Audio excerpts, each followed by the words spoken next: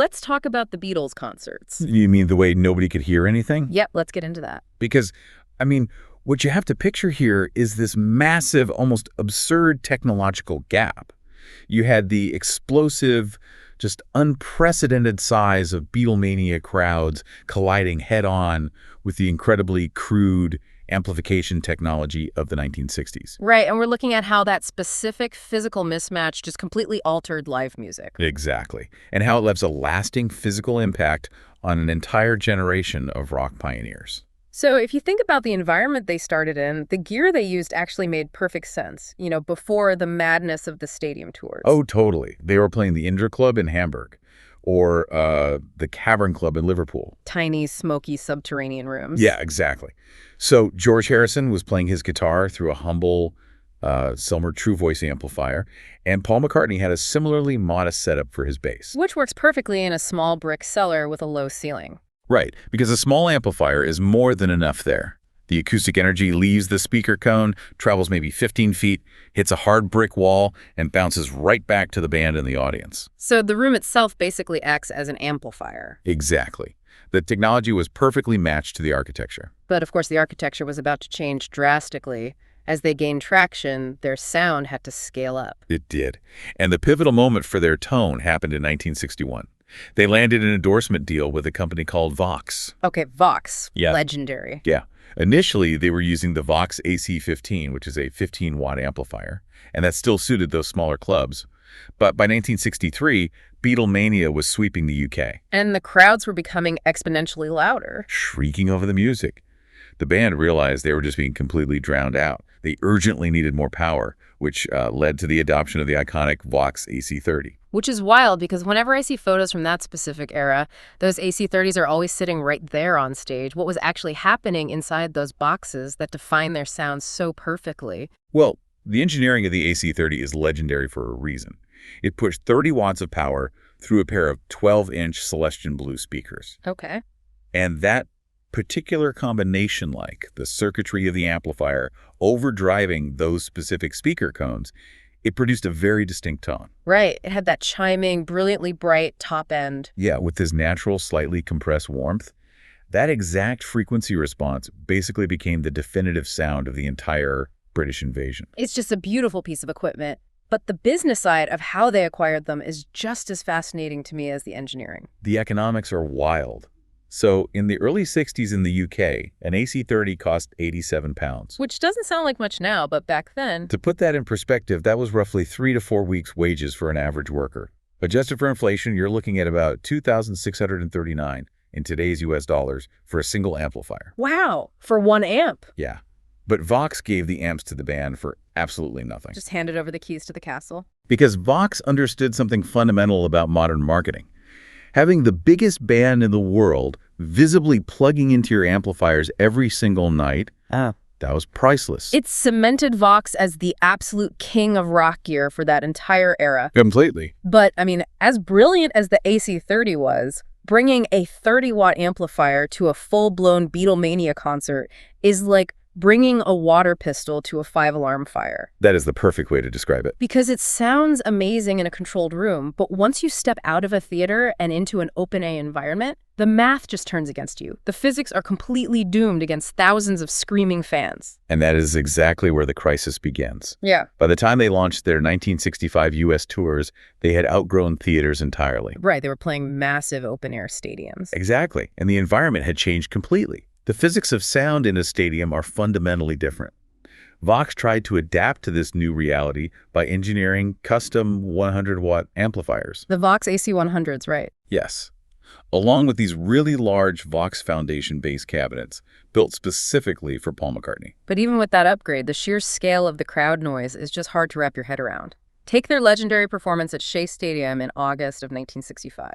You have 55,000 fans in the stands. It's unbelievable. The decibel levels generated by a crowd that size must have been staggering. They were. Acoustic engineers have actually analyzed that specific crowd, and 55,000 screaming fans generate a sustained ambient noise level of about 110 decibels. Okay, put yourself in that physical space for a moment. A sustained 110 decibels is the acoustic equivalent of standing right next to a chainsaw. Or like a heavy-duty leaf blower. Yeah, right next to your ear. Now imagine trying to hold a casual conversation with a friend next to that chainsaw. It's impossible. But they weren't trying to hold a conversation. They were trying to perform highly complex, perfectly timed, melodic music. And against that 110 decibel chainsaw of human sound, you have the band's AC 100 amplifier sitting behind them on stage, pushing out maybe 105 to 108 decibels at absolute maximum volume. So they're physically weaker than the crowd. Yes. And remember those small brick clubs? In an open-air stadium, there are no walls to reflect the acoustic energy back. The sound leaves the speaker cone and simply dissipates into the open sky. That's rough. And worse, there was absolutely no monitor system, right? None. Monitors, a speaker pointed backward toward the band so they can hear themselves. That concept just didn't exist yet. The amps were just projecting sound forward, away from the musicians, directly into a void of endless screaming. Exactly. The visual contrast from this era always strikes me as surreal. You look at the famous Vox promo ads running in magazines at the time, and they show the band joyously jumping in the air over the New York City skyline, celebrating this incredible gear. Oh yeah, the optics were incredibly glamorous. But the grim reality on the stage was the polar opposite. They were essentially pantomiming their own songs in an acoustic black hole. The first-hand accounts from the band members are actually deeply unsettling. The sensory deprivation was absolute. John Lennon admitted in interviews that half the time they had no idea what chords they were actually playing. Wow! Just guessing, pretty much. Paul McCartney described the entire stadium experience as a sensory void.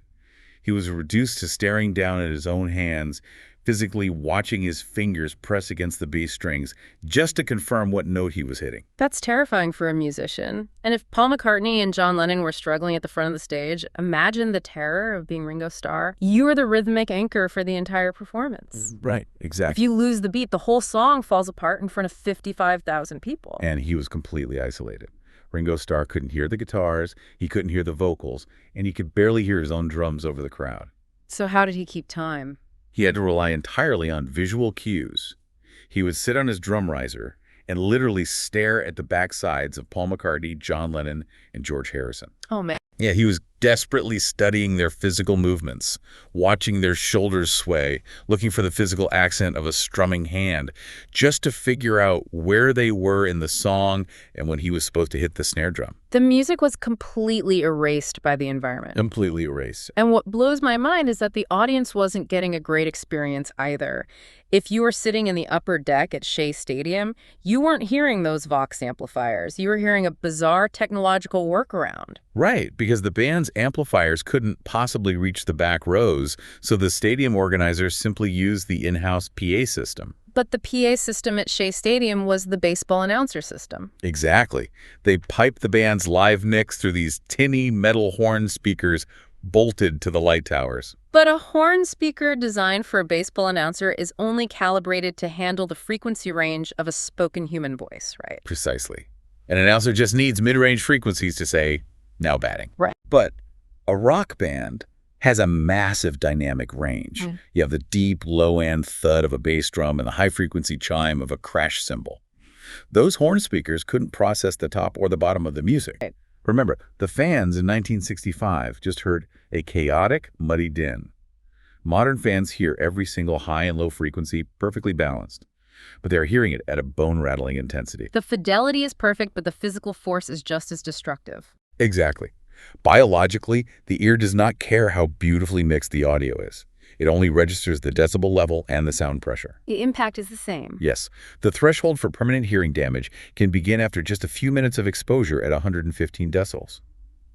So, if modern fans do not wear high-fidelity earplugs, they are subjecting themselves to the exact same long-term cellular damage that the pioneers of rock suffered. So here is a final thought to leave you with the next time you walk into an arena. We spent decades engineering line arrays, delay towers, and digital processing. We perfected the technology to finally overcome the roar of those screaming crowds, only to weaponize that perfect fidelity against our own eardrums. Are we just trading the messy, chaotic deafness of 1965 for the high-definition deafness of today? Until next time, when you listen. Your mind conducts its own symphony.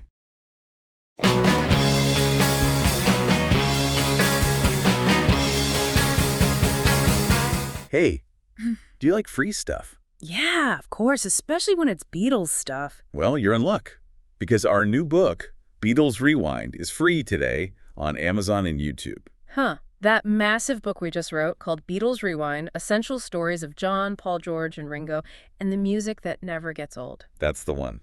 We're giving it away today. Are you crazy? I worked my ass off on that book, and now you're giving it away. Guilty as charged.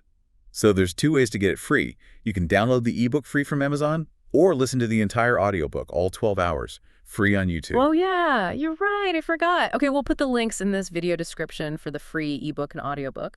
And/or you, listening, if you have a browser handy, for the book, just go to BeatlesRewindBook.com. That will get you to the Amazon book page. Right. And for the audiobook, you can go to BeatlesAudio.com, and that will get you the YouTube audiobook. Anything else you want to give away today? That's it for today. Oh, okay. Beatles forever.